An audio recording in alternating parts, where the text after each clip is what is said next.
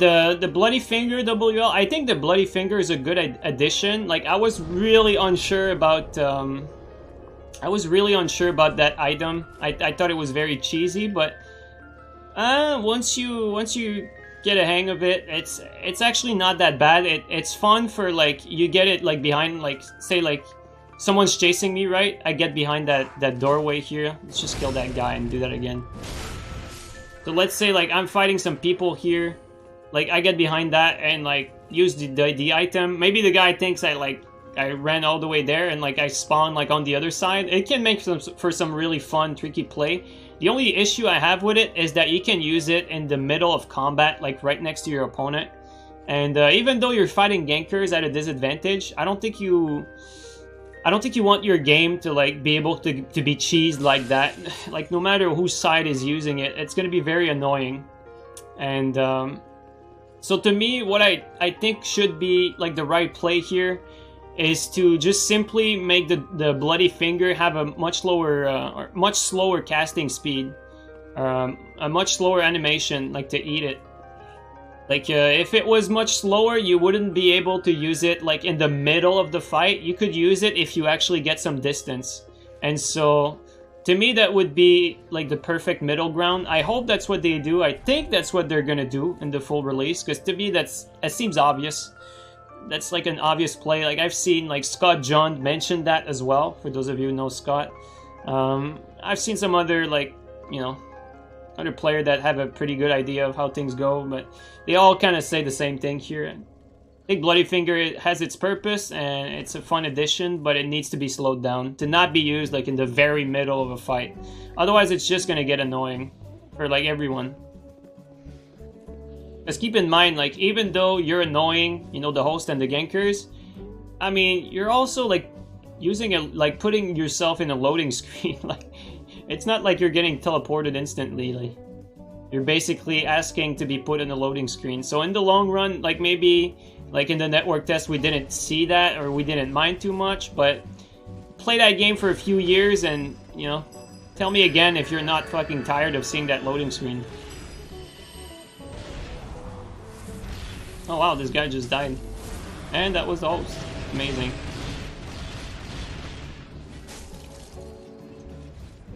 Loading screen meta. I don't have the problem with the loading screen itself. It's just that by slowing down the item, you're gonna make it so that it's gonna be it's not gonna be used in the middle of combat, and it's gonna be used less. And so being used less, not in other people's face, is how the item, I think, was intended to work. I don't think From really wanted, like, the invader to just, like, oh, I got a hit in, like, I need to get away, like, using this thing. Like, no, you still want the combat to have a bit of flow. It just, like, kills the combat right away. So, we know the game is good. We know the game will succeed because it's really good. We know a lot of people will love it, and we shouldn't feel bad recommending it either, because the PvE, it seems to be shaping up really well. Oops, gotta be careful here, there's a few of them, and I know all of these players are pretty good. Okay, so let's take our time here. So yeah, again, only issue I see with PvP, if they fix the glitches, you know, the backstabs, you know, not getting infinitely stun locked, that sort of stuff. Oh my god, PvE could have blocked me there. If they fix that, we're gonna be good to go.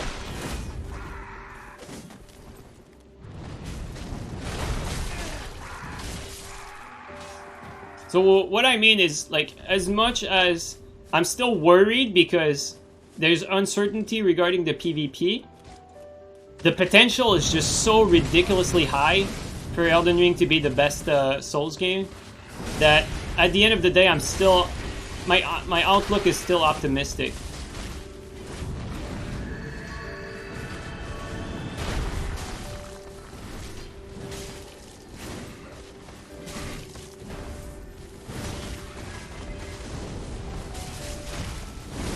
Oh wow, he actually aimed it at me. Didn't see it. I hit my teammate here, but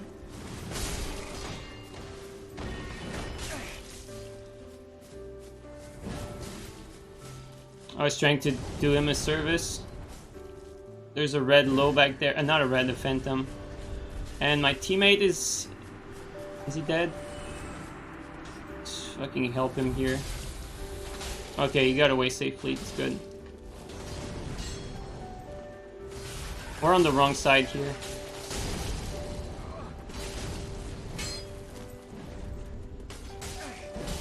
Nice R2. Good tracking.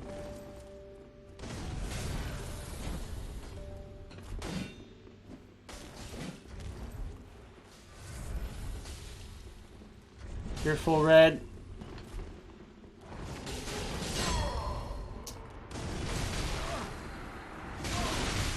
Wow, just out of stam here. Completely out of stam, actually.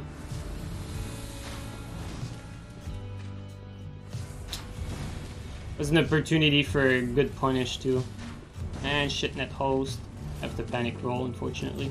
This guy's net is just way too shit. Just gonna keep skipping.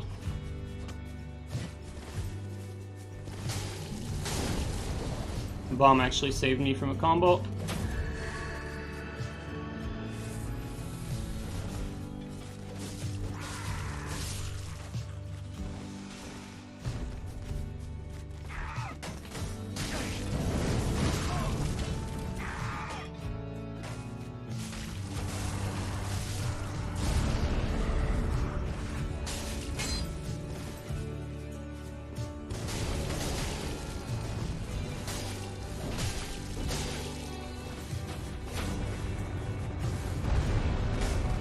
I have to be careful because this guy's range is stupid because his net is shit, so...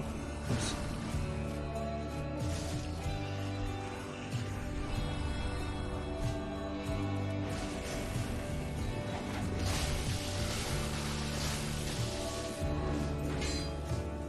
Good hit on the wall there, it prevents him from getting BS'd.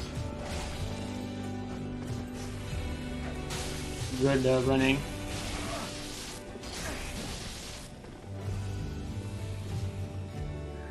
Have to roll with the R2.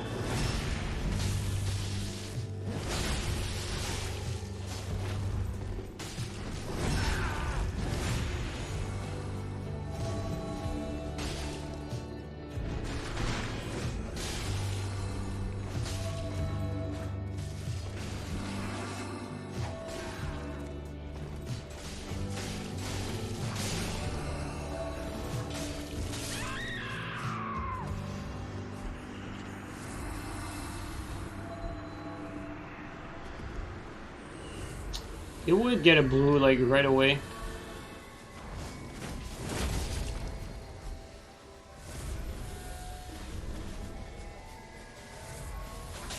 I can't reach that.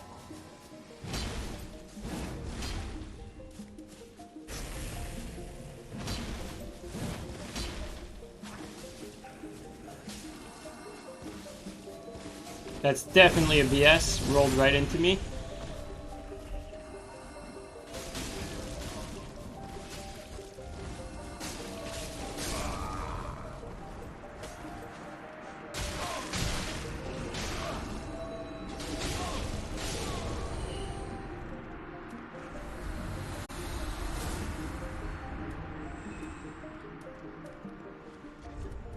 But rumors say if your toes are dirty enough and you kind of jump so where your feet is close to their nose, they might get the sleep effect. Oh, another like positive thing in Elden Ring. Did you guys notice how, for those of you who played it, how you don't get an armor penalty for not wearing like a full set of armor? What I mean is like, here in Dark Souls 3, like even if I have the Ragged Mask, which doesn't have like a lot of absorption, if I remove it, I'm gonna take so much more damage than if I have it, because you need all 4 slots to be occupied by an armor piece.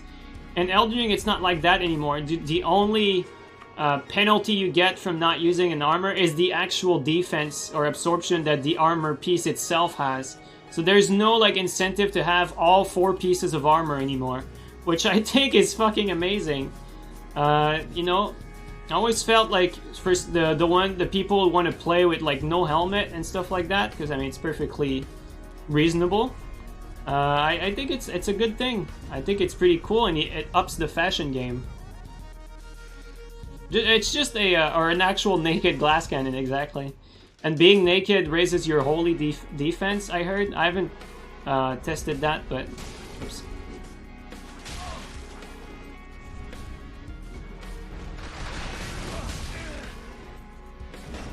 I don't know why I thought that would connect.